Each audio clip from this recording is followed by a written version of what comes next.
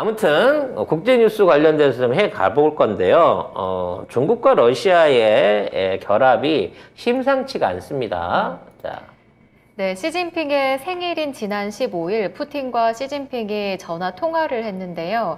푸틴 대통령은 시진핑 주석의 생일을 축하하면서 중국이 제기한 글로벌 안보 이니셔티브를 지지하고 어떤 세력도 신장, 홍콩, 대만 등을 핑계로 중국 내정에 간섭하는 것에 반대한다고 말했습니다. 우리 통화를 했는데 웬만큼 친하지 않으면 통화를 지금 상황에서 러시아랑 한다? 근데 또 시진핑 주석 생일날 했잖아요. 근데 뭐 푸틴은 이전부터 생일 선물도 챙겨주고 그랬어요. 그러니까 생일 선물이 뭔가 있지 않을까? 뭐 이미 러시아하고 중국하고 경제적으로 매우 밀접해지고 있고, 전에 말씀드린 대로 지금의 기존 서방 G7을 대항하는 G8을 만든다는 얘기 이미 이제 해드린 바 있고요. 그와 관련해서 최근에 푸틴 대통령의 어록 중에 관심을 가져야 될 게 이제 핵을 쓸 때가 됐다라는 얘기를 하고 있습니다. 네. 푸틴이 그 말을 했어요. 근데 저는 진짜 쏠 것 같습니다. 에? 어디다가? 우크라이나에다 쏘겠지. 자기네 영향 받을 텐데요? 아니지. 지금 우크라이나가 국제적으로 계속 고립되고 있는 상황을 만들어내고 있잖아요. 네. 그래서 우크라이나가 지금 무리수를 두고 있다는 얘기를 계속 먹고 있습니다. 그리고 무리하게 지금 삥을 뜯으려고 하고 있죠. 그러니까 서방 입장에서도 누가 제 입 좀 안 닫아주나? 라는 생각을 가질 수 있는 시점입니다. 자, 이런 상황에서 무슨 우리가 생각하는 막 엄청난 핵 말고 규모가 조금 작은, 그러니까 폭발 반경이나 피해 반경이 뭐 10km, 15km 안에 있는 소형 전략 핵무기를, 전술 핵무기 말고 전략 핵무기를 쓸 수 있는. 전술과 전략 핵무기 차이점이 뭔데? 크면 전략이야. 네. 작으면 전술이고. 그러니까. 그래서 전술 핵무기를 사용을 해갖고 저쪽에 있는 여론들을 완전히 묻어버릴 수 있고, 그거를 정리할 수 있는 방법으로 우크라이나의 모 지점을 타격할 수 있다라는 생각이 듭니다.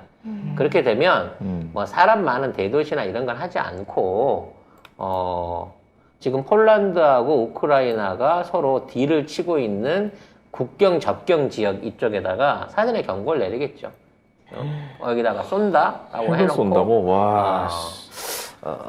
전술 핵무기를 동원할 수도 있지 않을까라는 생각이 듭니다. 그래야 말리는 사람도 그렇고 포기하는 놈도 그렇고 명분이 더 생길 수 있는 입장이니까. 그럼 젤렌스키는 핵 맞기 전에 항복을 해야 되는데. 그렇죠.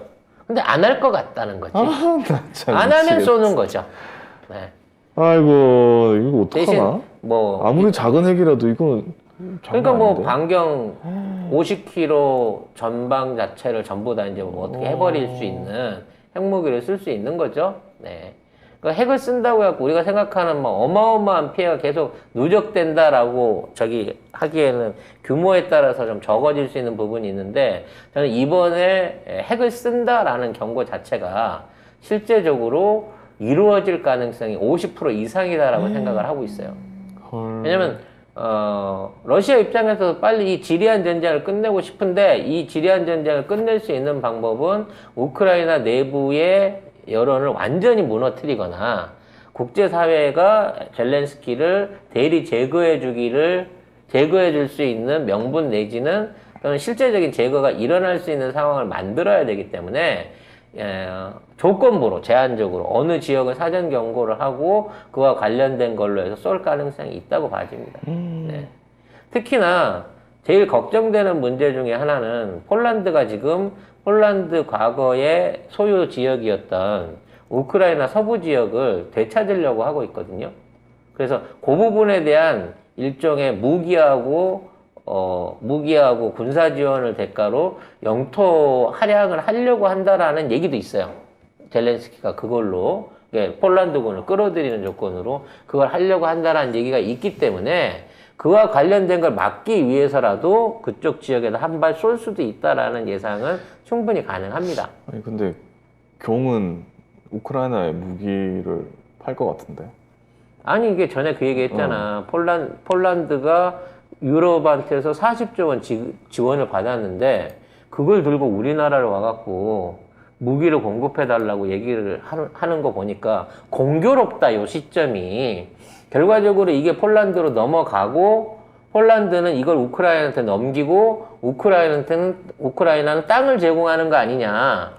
이런 관계에 대해서 제가 설명한 적이 있어요, 지난 방송에. 근데 똑같은 내용의 유럽에서의 비난이 지금 나오고 있습니다. 폴란드 니들 지원금 줬더니 그 돈 갖고 무기 샀어?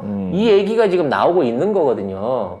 그러니까 이거를 방지하는 차원에서, 전선의 확대를 방지하는 차원에서 푸틴은 충분히 소형의 핵무기를 동원할 수도 있다라는 전제를 가져야 된다는 거예요. 와, 21세기 핵이라니. 그러니까요. 세상에. 네.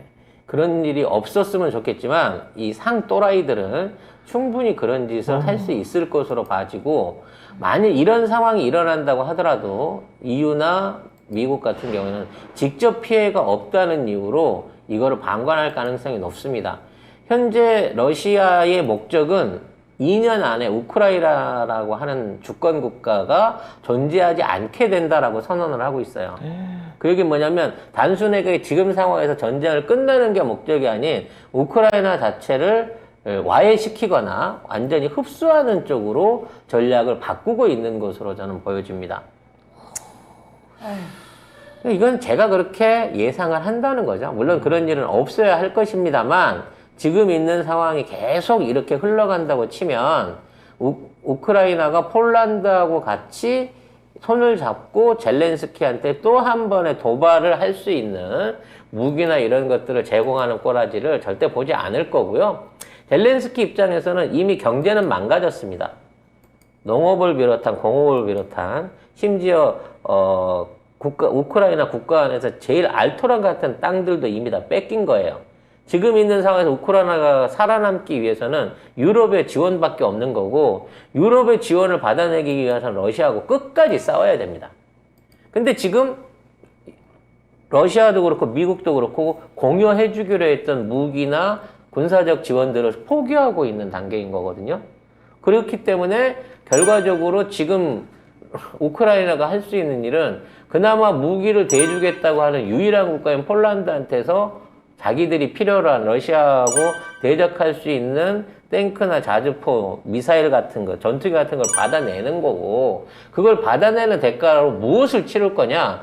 결국은 폴란드가 간절히 원하는 옛 영토를 수복시켜준다는 거죠. 그러면 러시아 입장에서는 또 다른 잠재적인 전쟁을 대비해야 되는 상황이 나오기 때문에 선제적인 타격을 충분히 할 수 있는 상황이라고 저는 개인적으로 예측을 합니다. 네. 네. 혹시 문희정 아나운서는 의견 없으신가요? 지금 일단 독일, 프랑스, 이탈리아 정상들이 키우를 방문을 했어요. 젤렌스키를 만나러 갔어요. 만났어요. 이제 입을 다물게 하기 위해서. 그래서 달래러 갔어요. 달래러 갔는데 젤렌스키가 이제 더 이상 여기서 나대면 안 된다. 나대는 순간 끝이다 라고 저는 생각을 하고 있거든요. 그러니까 지금 그 새 정상 같은 경우에는 최후까지 안 가려고 하다가 이제 마지막으로 젤렌스키를 설득하러 간 것 같아요. 그러니까 네가 원하는 거 명분은 일단 겉으로는 만들어줬으니까 여기서 빨리 마무리를 짓자라는 식으로. 그래서 EU 그 후보국 지위는 지지를 해준다라고 얘기를 했어요. 하지만 얘네들은 직접 가입을 원하죠. 근데 그거는 형평성의 문제도 있고 쉽진 않아요. 그 EU 조건을 충족시키기 위해서는 기본적으로 시간이 많이 걸리기 때문에. 근데 그러니까 지금 젤렌스키가 만약에 여기서 아니 나는 후보국 지위 말고 다이렉트로 가입 이러면 여기서는 협상 결렬 the end 젤렌스키가, 저는 젤렌스키가 계속 살아있을 거란 보장이 없다고 생각합니다. 여기서 한 발 더 나아가면은. 그러니까 러시아가 우크라이나를 공격하기 전에 젤렌스키부터 어느 쪽에 의해서건 죽을 수밖에 없는 상황이 벌어질 거다라고 개인적으로 생각을 하고 있습니다. 지금 마크롱 프랑스 대통령, 올라프 슐츠 독일 총리, 마리오 드라기 이탈리아 총리가 다 갔네요. 네. 야간 기차 타고 키이우로 들어갔어요. 와. 네. 그러니까 굉장히 이제 협상이 급하게 온다는 거예요. 이 군사적인 행동, 아까 젤렌스키 제거에 대한 참수 작전을 러시아가 진행할지 아니면 제3의 세력이 진행할지 모르지만 근데 어쨌든 겉으로는 젤렌스키는 만약에 젤렌스키가 죽게 되면은 러시아 의해서 죽은 걸로 나올 거예요. 그렇죠. 네.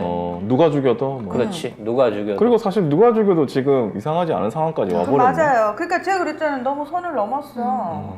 앵간히 있어야지. 그럼에도 불구하고 요즘 올라오는 거 보면 70만 대군이 전 전선에서 러시아군을 밀어내고 있다. 이런 네? 뉴스가 아직도 나. 아직도 나오고 있더라고요. 네.